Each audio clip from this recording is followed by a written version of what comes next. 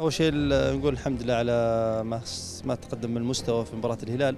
كنا نتمنى عاقل نستحق لو نقطة واحدة اليوم، لكن نقول الحمد لله قدمنا مو مستوى. أنا ما أعتقد أن المستوى وصل للمستوى العالي، لكن قدرنا نجاري نادي الهلال، وهي أول مباراة لنا في دوري جميل.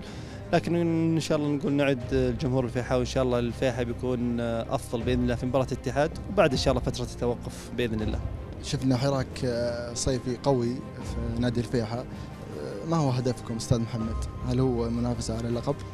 أولا الفيحاء أول سنة له في دوري جميل، أول هدف لنا البقاء، وبعد البقاء ممكن يتغير الطموح، ما تدري، يمكن إن شاء الله نقول الدور الثاني تغير الطموح، لكن هدفنا السنة هذه البقاء أولا.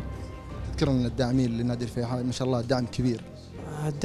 الداعمين نادي الفيحاء نقول لك فيه الداعم الرئيسي اللي يقدم له كل الشكر والتقدير، رئيس هيئة أعضاء الشرف الشيخ عبد المحسن التويجري، نائبه الأستاذ سامي الرشيد، وبقية أعضاء الشرف اللي كلهم كل احترام وتقدير، وهم وصلوا الفيحاء إن شاء الله نقول للزخم الإعلامي اللي حصل لها الحين. الآن الأندية تستقطب اللعيبة الأجانب لتقوية الفريق، اليوم رأينا 3 لعيبة أجانب في الدكة، هل هو غير مقتنع؟ هل المدرب غير مقتنع فيهم؟ لا 3 أجانب متعاقدا معهم خلال الفترة الأخيرة. الكابتن مقتنع أكيد، ما جبنا أي لاعب إلا بعد استشارته واختياراته طبعا، لكن الأجانب طبعا ما وصلوا إلى متأخر، وكانوا الموجودين أكثر جاهزية فبدأ بهم. طبعا واحد من اللعيبة كوستاريكي طبعا متعاقدين معه قبل أمس، خلصنا معه تو واصل للسعودية.